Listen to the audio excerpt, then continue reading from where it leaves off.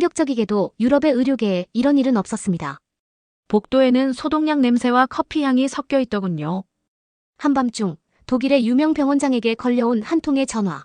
손녀의 목숨이 위태로운 상황에 있었습니다. 세계 최고라 자부하던 독일과 미국의 대학병원들이 방법이 없다며 포기한 어처구니 없는 일이 일어났습니다. 하지만 한국은 달랐습니다. 도대체 무슨 일이 일어났을까요? 한국의 의료기술과 의료진의 끈질기고 침착한 대응, 그 안에서 벌어진 믿기 힘든 과정을 지금부터 시작합니다. 안녕하세요. 저는 엘리자베스 클라인입니다. 독일의 큰 병원을 운영하고 있어요. 하얀 가운과 병원 불빛 속에서 대부분의 시간을 보냈습니다. 거의 다 본 줄 알았지요. 하지만 손녀 소피아가 심하게 아팠던 그날만은 달랐습니다. 한밤중에 걸려온 전화로 시작했습니다. 상대 목소리는 차분했습니다. 사실을 전하는 차분함이었지요. 엘리자베스, 검사 결과가 나왔습니다. 빌리루빈 수치가 매우 높고 MELD 점수가 35입니다. 그 말은 무겁게 다가왔습니다. 처음에는 숫자가 무슨 뜻인지 잘 몰랐습니다. 곧 알게 되었습니다. MELD 35은 위험을 뜻합니다. 간 기능이 거의 다했을 가능성이 큽니다. 시간이 촉박하다는 의미였답니다. 저는 외투를 집어들고 늘 다니던 병원 복도를 달렸습니다. 그 복도는 제 손에 익은 곳이었어요. 불빛이 유난히 밝게 느껴졌습니다. 소피아가 누워있는 방에 들어갔습니다. 담요 아래에서 소피아는 야위고 창백했어요. 눈은 반쯤 감겨 있었습니다. 피부는 노란빛을 띠었지요. 소피아가 저를 보며 작게 웃었습니다. 할머니, 저 피곤해요. 그녀가 조용히 말했어요. 가슴이 저려왔습니다. 최고의 의사들이 모였습니다. 그들은 낮은 목소리로 말했어요. 가족을 놀라게 하지 않으려는 조심스러운 말투였지요. 저는 대기자 명단, 기증자, 우선순위 같은 단어를 들었습니다. 독일과 미국의 유명 병원들이 검사를 검토했습니다. 그들이 전한 현실은 냉정했습니다. 적합한 기증자를 찾는 데는 몇 달이 걸릴 가능성이 높다고요. 경우에 따라 1년까지 걸릴 수 있다고 했습니다. 소피아는 그렇게 오래 기다릴 수 없었습니다. 의사들이 방을 나간 뒤 저는 아주 가만히 앉아 있었습니다.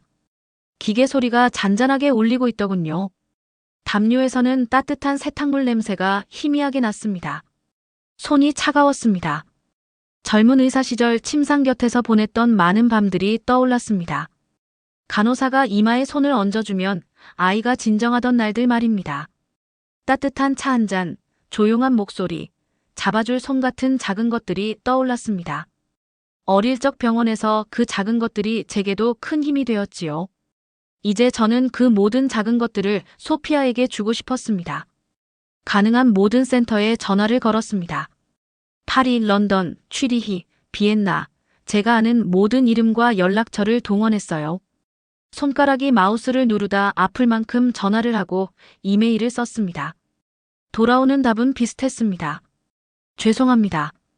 대기 명단이 길어서 명단에서 충분히 높은 순위를 드릴 수 없습니다. 의사들 얼굴에는 피곤함이 묻어 있었습니다. 병원장으로서 또 할머니로서의 무게가 동시에 느껴졌어요. 무력함이 밀려왔습니다. 그날 저녁 마지막 전화가 끊기자 한 신입 동료가 조용히 다가와 말했습니다. 서울에 센터가 있습니다. 세브란스 병원이에요. 생체간 이식 경험이 많고 혈액형 불일치에 대한 프로토콜도 갖추고 있습니다. 그 병원 이름을 듣고 저는 묘하게 웃음이 나왔습니다. 한국. 저는 화려한 서울의 불빛과 기술, 성형 관련 기사들이 먼저 떠올랐습니다. 복잡한 간 수술을 떠올리지는 못했지요. 처음에는 의심이 들었습니다. 한국이라고요? 정말 가능할까요? 하고 말했어요. 의심이 제 속을 차갑게 누르는 돌처럼 내려앉았습니다. 그날 밤 집에 가서도 잠을 이루지 못했어요. 소피아의 작은 손을 붙잡았던 장면이 자꾸 떠올랐습니다. 어릴 적 누군가 제 머리를 쓰다듬어주며 재워주던 기억도 떠올랐지요. 그 이미지가 어깨에 따뜻한 손을 얹은 것처럼 선명하게 다가왔습니다. 모든 것을 시도하자고 스스로 말했습니다. 포기하지 않겠다고요. 다음 날 아침, 저는 다시 전화를 걸었습니다. 소피아의 촬영 자료와 혈액 검사 결과, 진료 기록을 모아 첨부 파일로 만들었습니다. 그 서류들을 지구 반대편으로 보냈지요. 전송 버튼을 누를 때 손이 떨렸습니다. 앉아서 조용히 희망을 속으로 되뇌었습니다.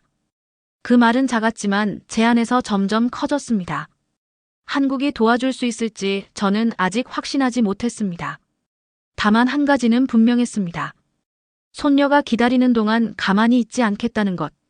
시간이 촉박한데 몇 달을 기다리는 것을 받아들일 수 없었습니다. 저는 깊게 숨을 들이쉬고 다음에 해야 할 일들을 계획하기 시작했습니다. 저는 소피아의 기록을 보낸 뒤 밤을 새웠습니다. 작게 속삭였던 희망이 아직 가슴에 남아있더군요. 하지만 시간이 천천히 흘렀습니다. 전화가 울릴까 싶어 화면을 뚫어지게 바라봤습니다. 아침이 되자 한 통의 새 이메일이 도착했습니다. 심장이 빨리 뛰었습니다. 이메일은 서울의 한 의사에게서 왔습니다. 윤지훈이라는 의사였지요. 독일어로 썼습니다. 첫 줄은 짧고 직설적이었습니다. 검토할 수 있으니 진료 기록 전체를 보내달라는 내용이었어요. 두 번째 줄은 제 시선을 더 끌었습니다.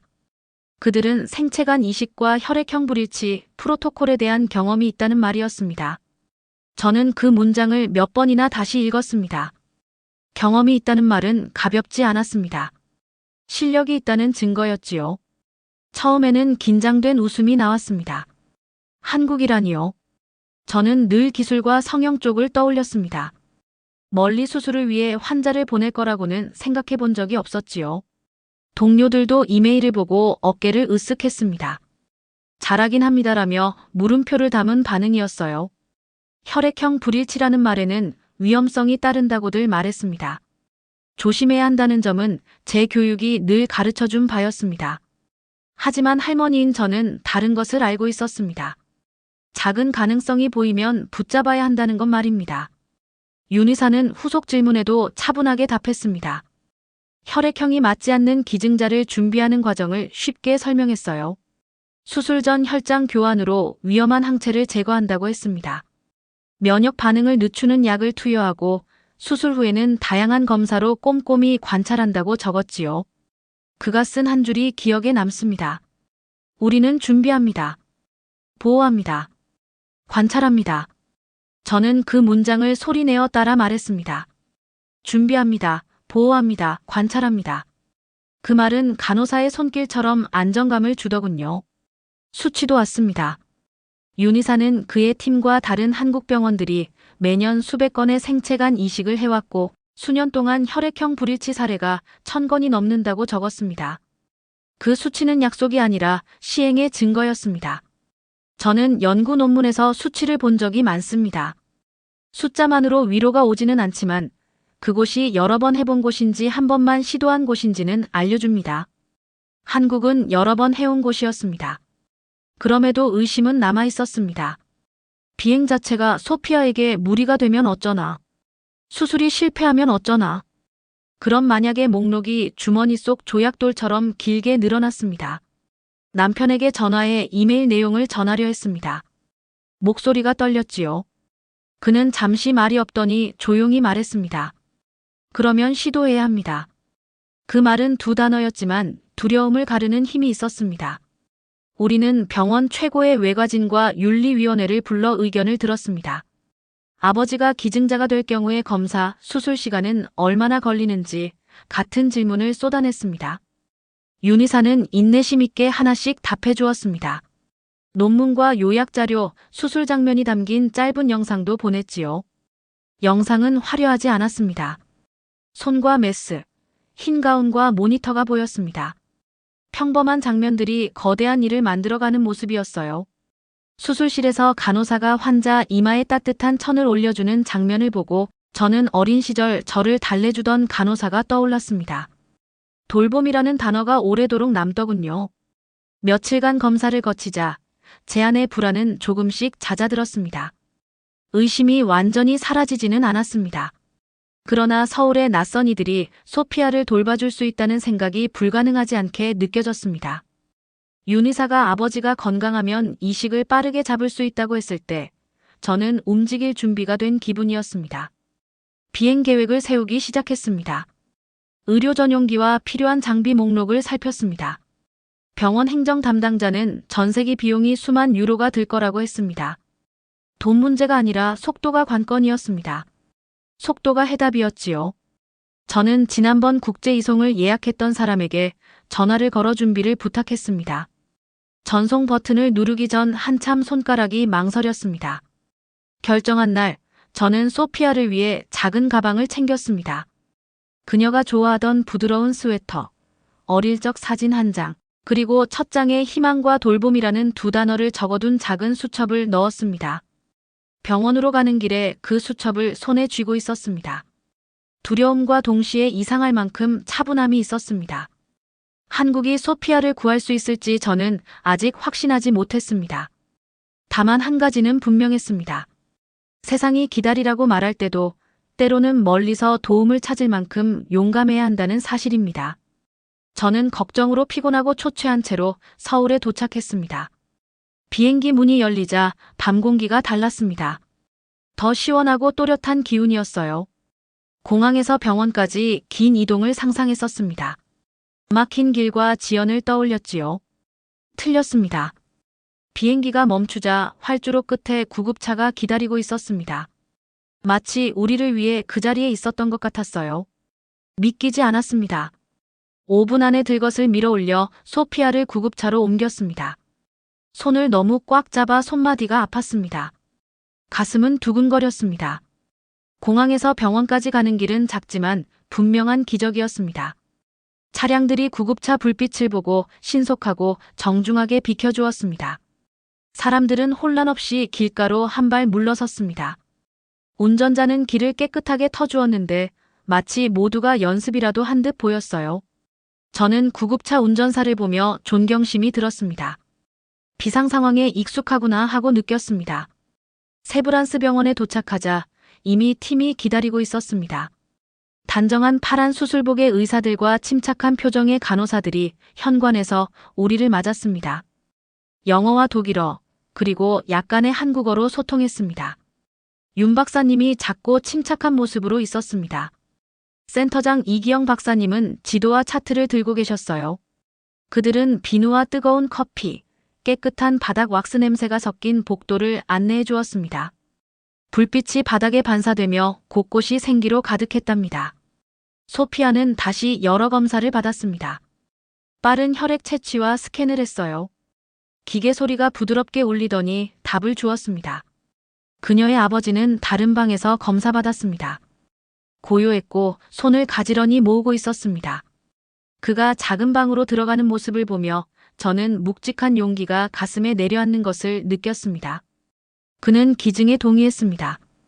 의료진은 신속하게 움직였지만 조급하지는 않았습니다. 완벽한 긴장이었습니다. 이 박사님이 말했습니다. 2개의 수술실을 준비하겠다고요.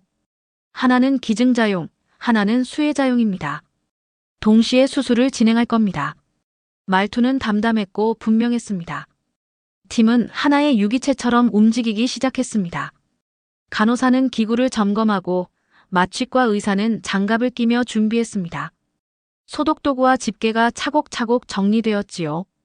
금속과 따뜻한 전등, 기계의 잔잔한 웅웅거림 냄새가 섞였습니다. 두렵기도 했지만 묘하게 안전하다고 느꼈습니다. 계획을 보여주었습니다. 수술은 여러 시간이 걸릴 예정이었습니다. 약 12시간 정도 걸린다고 했습니다.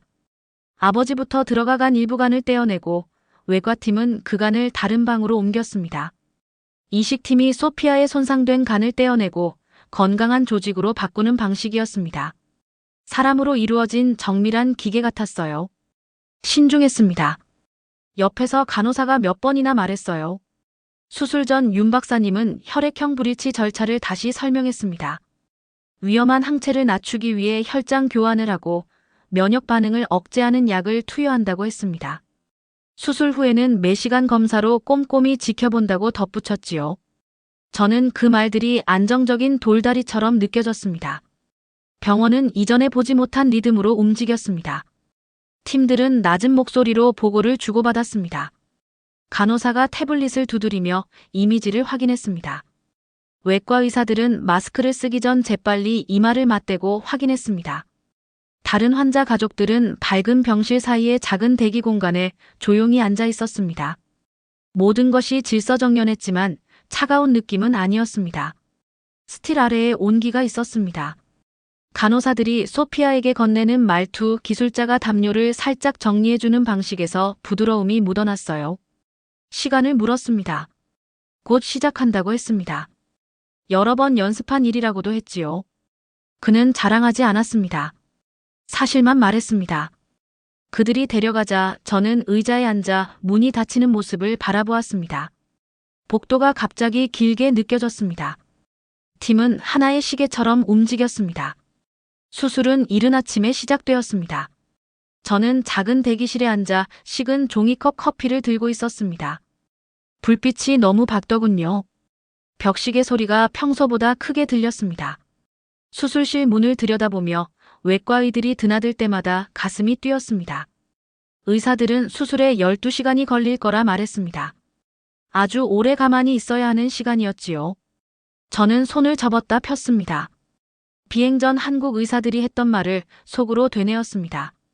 준비합니다. 보호합니다. 관찰합니다. 기도하듯 그 말을 중얼거렸습니다. 처음에는 좋은 소식이 왔습니다. 1시간마다 간호사가 나와 조용히 말해주었어요.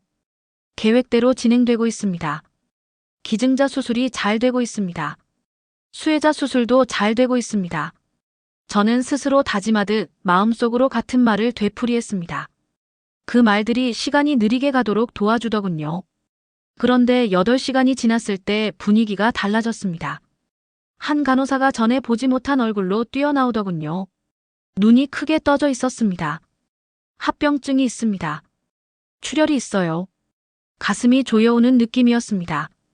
처음에는 움직이지 못했습니다. 시간이 멈춘 듯 했어요. 타일 위에서 나는 구두 소리가 기억납니다. 급한 발걸음과 날카로운 목소리가 섞여 들어왔습니다. 의사들이 신속히 움직여야 했습니다. 소리를 지르지는 않았습니다. 그러나 숨가쁘게, 침착하게 일했습니다. 저는 일어나 문 쪽으로 걸어갔지만 머지않아 자리에 앉으라는 부탁을 들었습니다. 손이 떨려 식은 커피를 제대로 들 수도 없었지요. 수술실 안은 물살처럼 흐르는 손들의 움직임이었습니다. 집게가 딸깍거리고 명령은 짧게 전달되었습니다. 작은 창으로 윤 박사님의 모습을 봤습니다. 땀이 흘렀지만 손은 흔들리지 않았습니다. 젊을 때 많은 수술을 보았지만 그처럼 완벽한 집중은 본 적이 없었습니다. 당황은 없고 오직 일뿐이더군요. 분이 몇 시간이 된 것처럼 길게 느껴졌습니다. 저는 한국 도와줘라며 속으로 몇 번이고 말했습니다. 그 말이 작은 불씨가 되어 주었어요. 외과팀은 출혈 부위를 찾아서 조절했습니다. 빠르고도 신중하게 꿰맸습니다. 긴장된 시간이 지나고 한 간호사가 조용히 나와 말했습니다. 조절되었습니다. 출혈이 멈췄습니다. 저는 눈물을 멈출 수 없었습니다. 코트를 끌어안고 울었습니다. 출혈을 멈췄다고 해서 끝난 것은 아니었습니다. 가장 섬세한 단계가 남아 있었지요. 혈관과 담관을 연결하는 작업이었습니다. 작은 실과 바늘이 몸속에서 움직이는 모습을 상상하려 애썼습니다. 의사들은 강한 조명과 확대 화면을 보며 일했습니다. 어느 순간 한 외과의가 이마를 닦으며 조용히 말했습니다. 담즙이 흐릅니다. 그 말은 음악처럼 들렸습니다. 담즙이 흐른다는 것은 세간이 기능을 시작했다는 뜻이었습니다.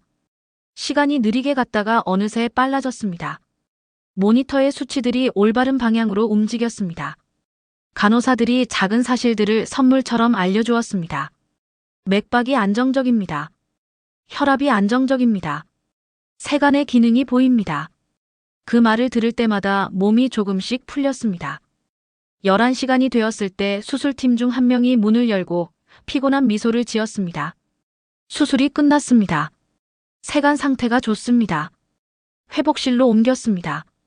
대기실에서는 낮게 흐느끼는 소리와 조용한 박수가 섞였습니다. 저는 한동안 움직이지 못했습니다. 손이 다른 사람 것처럼 느껴졌지요. 소피아를 잠깐 보았을 때 그녀는 창백했지만 전보다 고요했습니다. 피부에 노란 기운이 줄었고 입술은 더 분홍빛이 돌았어요. 손을 잡아보니 따뜻했습니다. 저는 속삭였습니다.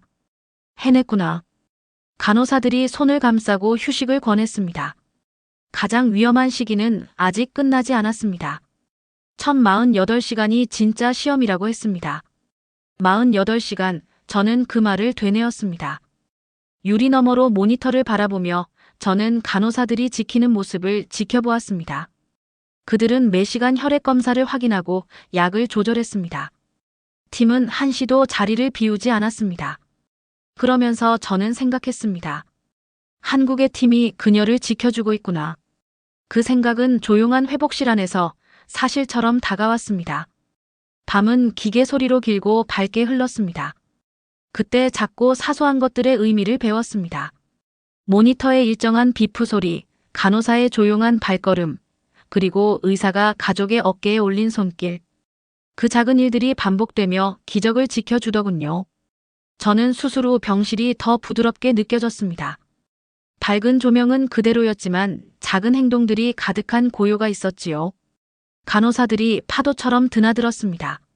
모니터를 확인하고 수액 주머니를 바꾸고 소피아 이마를 시원한 천으로 닦아주었습니다. 작은 일 하나하나가 중요했습니다. 모든 움직임이 약속처럼 느껴졌어요. 수술 다음 날 아침, 박 간호사님이 제 옆에 앉아 미소를 지었습니다. 천천히 영어로 말해주어 내용을 따라갈 수 있었습니다. 그녀는 소피아의 손을 다루는 법이 부드럽고 인내심 있고 확실했어요. 한 손은 소피아 겨드랑이 아래에, 다른 손은 등받이에 두었습니다. 하나, 둘이라고 셌습니다. 천천히, 규칙적으로 셈을 했습니다. 소피아는 다시 또 한 번 일어섰고 의자에 도달했을 때 저는 박수를 쳤습니다. 소피아 얼굴이 환해졌습니다. 가슴이 뭉클했지요. 혈액 검사를 자주 했습니다. 처음에는 1시간마다, 그 다음에는 몇 시간 간격으로 바뀌었습니다. 검사 하나하나가 작은 사실을 알려주었지요. 간이 작동하고 있고 수치가 좋아지고 있다고. 윤 박사님은 쉬운 말로 결과를 설명했습니다. 좋은 경향입니다. 천천히 움직이세요 하고요. 저는 새로운 언어를 배우듯 수치를 읽기 시작했습니다. 빌리루빈 수치가 떨어질 때마다 저는 속으로 좋다라고 말했습니다. 작은 좋은 일들이 반복되며 숨을 더 편히 쉬게 해주었습니다.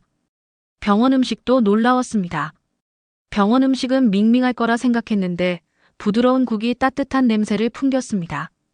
간호사가 소피아의 기호를 물었습니다. 맵지 않은 걸로 해주세요라고 소피아가 말했지요. 부드러운 국과 따뜻한 밥을 조금 가져다 주었습니다. 소피아가 숟가락을 뜨고 맛있어요라고 말했을 때 모두가 웃었습니다. 박 간호사가 소피아에게 한국말로 감사 인사를 가르쳐 주었습니다. 고마워를 수줍고도 자랑스러운 목소리로 말하는 모습이 병실을 덜 병원스럽게 만들었어요. 재활 치료는 아주 조심스럽게 시작되었습니다.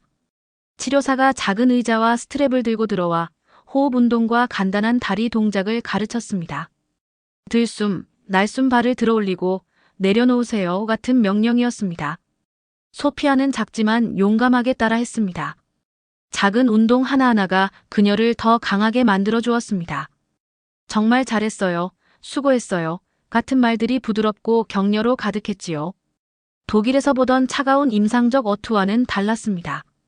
여기서는 친절함과 전문성이 함께 걸어 다녔습니다. 우리 병원 팀도 눈여겨보고 있었습니다. 독일 의사 몇 분이 와서 관찰하고 메모를 했습니다.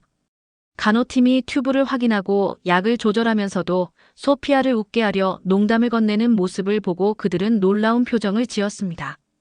저는 동료에게 물었습니다. 그는 천천히 말했습니다. 그들은 몸만 치료하지 않습니다. 사람을 지지합니다. 그 말이 오래 남았습니다. 기술과 마음이 함께였습니다. 매일 오후 작은 의식이 생겼습니다. 소피아와 저는 창가에 앉아 도시를 바라보았습니다. 해가 지면 도시의 불빛이 반짝였습니다. 박 간호사가 작은 접시를 가져왔습니다. 밥을 조금 더 드셔보세요 하고요. 소피아는 밥을 먹고 새로운 한국어 단어를 하나 더 배웠습니다. 단어를 섞어 우스꽝스러운 말을 했을 때 모두 함께 웃었습니다. 그날은 한결 가벼웠습니다. 날이 갈수록 소피아의 걸음은 길어졌습니다. 침대에서 의자까지, 의자에서 복도까지, 그리고 보행기를 잡고 천천히 복도를 도는 것까지. 새로운 걸음 하나하나가 용기의 메달처럼 느껴졌습니다. 간호사들은 가족처럼 환호했습니다. 가족처럼 돌봅니다라는 말도 여러 번 들었지요. 그 말들은 제게 따뜻함을 주었습니다. 저는 통계와 숫자, 그 이상을 믿기 시작했습니다. 한국에는 뛰어난 기술과 단단한 프로토콜이 있었습니다. 그런데 그보다 더 큰 것은 환자를 감싸는 돌봄 방식이었습니다. 훌륭한 의학과 만나 큰 치유를 만들었지요. 어느 저녁 소피아가 저를 보며 말했습니다. 할머니, 제가 건강해지면 저도 이렇게 누군가를 돕고 싶어요. 가슴이 저려왔습니다. 저는 예전에 저를 도와준 간호사의 얼굴을 떠올렸습니다.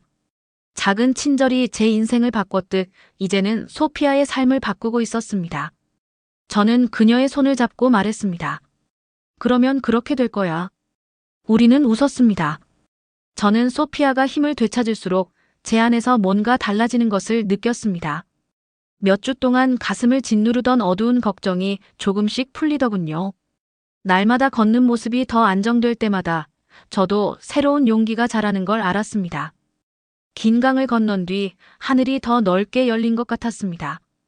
그녀가 퇴원한 후 몇 주 뒤, 저는 베를린으로 돌아가 의학 포럼에 참석했습니다. 디지털 헬스에 관해 발표할 예정이었지만 제 머릿속에는 다른 이야기가 가득했습니다. 오래전 제 손을 잡아주었던 작은 손과 예전에 저를 보살펴주던 한국의 한 간호사, 그리고 서울에서 일어난 기적에 관한 이야기였지요. 무대에 섰을 때 조명의 느낌이 달랐습니다. 저는 먼 곳의 리더처럼 말하지 않았습니다. 손녀가 사라질 뻔하다가 다시 살아나는 걸 지켜본 할머니의 목소리로 말했습니다. 비행기와 빠른 구급차, 12시간의 수술 이야기를 전했습니다. 두 수술실이 하나의 시계처럼 함께 움직였다는 것. 출혈이 있었지만 팀이 그것을 어떻게 극복했는지, 그리고 세간에서 담즙이 흐르기 시작한 순간을 이야기했습니다. 따뜻한 국을 먹이며 소피아에게 한국어 단어를 가르쳐준 간호사들 이야기도 전했지요. 가장 힘든 시간에 지켜준 수많은 작은 손들에 대해 말했습니다. 제가 말할 때 강당은 전에 느껴보지 못한 고요에 잠겼습니다. 한국을 의심스럽게 보던 얼굴들이 이제는 저를 주목했습니다. 저는 담담히 말했습니다. 한국이 우리에게 희망을 주었습니다. 한국이 우리를 돌봐주었습니다. 단순한 문장이었지만 진실이었지요. 박수와 함께 많은 이들이 제게 다가와 한국으로 의사들을 보내 배우게 하고 싶다는 요청을 했습니다. 그 자리에서 저는 약속을 하나 했습니다. 유럽 의사와 간호사들이 한국에서 단기간 실습을 할 수 있도록 작은 기금을 만들겠다고요. 이 기적이 벽 안에만 머물게 하지 않겠다는 다짐이었습니다. 의술과 친절이 멀리 퍼지길 바랐습니다.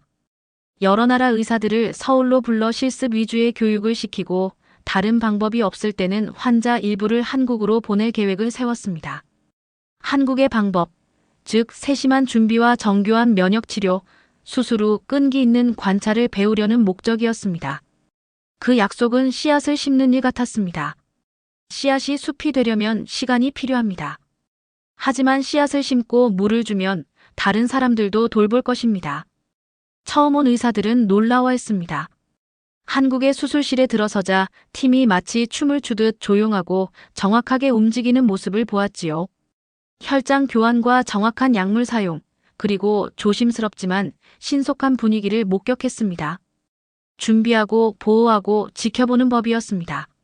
몇 달 뒤 저는 작은 그룹을 이끌고 다시 서울에 왔습니다. 병원은 처음 왔던 그날과 같은 차분한 에너지로 우리를 맞이했습니다. 윤 박사님과 이 박사님을 다시 만났고 우리는 친구처럼 이야기를 나눴습니다. 그들은 차트와 실물을 솔직하게 보여주었습니다. 숫자의 언어는 제 동료들을 놀라게 했습니다. 연습, 연습, 또 연습. 한국은 여러 번 그 절차를 반복해왔습니다. 한 번의 기적이 아니라 수많은 정확한 단계들이 쌓인 결과였습니다. 각자의 나라로 돌아간 의사들은 병원에서 변화를 시작했습니다. 새로운 절차를 시도하고 약을 시험해보고 작은 친절들도 시도했습니다. 한 의사는 말했습니다. 절차를 따라 할 수는 있지만 가장 큰 변화는 간호사들이 환자를 달래는 방식이라고요. 그는 웃으며 우리가 자주 했던 말을 되풀이했습니다. 가족처럼 돌봅니다. 소피아는 점점 더 강해졌습니다. 그녀는 의학을 공부하고 싶다고 말했습니다. 자신처럼 어려움에 처한 사람을 돕고 싶다고 했어요. 그 말에 가슴이 뭉클했습니다. 우리가 그녀에게 삶을 되돌려 주었고 그녀는 그 삶으로 다른 이들에게 베풀고 싶어 했습니다. 어느 밤 우리는 서울병원 옥상 정원에 앉아 도시의 불빛을 바라보았습니다. 소피아가 제 어깨에 기대어 말했지요. 예전에 저를 도와준 첫 간호사를 기억하냐고 물었습니다. 저는 고개를 끄덕였고 그녀는 제 손을 꼭 쥐며 말했습니다. 나도 저렇게 돕고 싶다고. 이 여정을 통해 저는 새로운 진실을 배웠습니다. 기술만으로는 부족합니다. 마음만으로도 충분하지 않습니다. 기술과 마음이 만날 때 더 큰 일이 일어납니다. 그것은 하나의 운동이 되고 다른 이들이 배울 수 있는 방식이 됩니다. 한국을 의심하던 의사들도 이제 한국 병원을 존중합니다. 이야기를 마치며 윤 박사님이 자주 하시던 말이 아직도 제게 남아 있습니다. 준비하고 관찰하고 집중적으로 케어한다고요. 짧지만 중요한 말들이죠. 서로를 가족처럼 보살피는 그들의 시스템에 경의를 표합니다. 여기까지입니다. 이 이야기를 듣고 어떤 느낌이 드셨나요? 여러분의 소중한 생각을 댓글로 남겨주시고 이 사연의 감동을 주변 친구들과 가족에게도 공유해주세요. 여러분의 이야기 하나하나가 우리 모두에게 큰 힘이 됩니다. 그리고 다음 이야기는 더 충격적일지도 몰라요. 구독과 좋아요로 다음 편 기다려주시면 정말 감사할게요. 지금까지 동감할 수 있는 이야기. 감동동감이었습니다. 오늘도 행복한 하루 보내세요.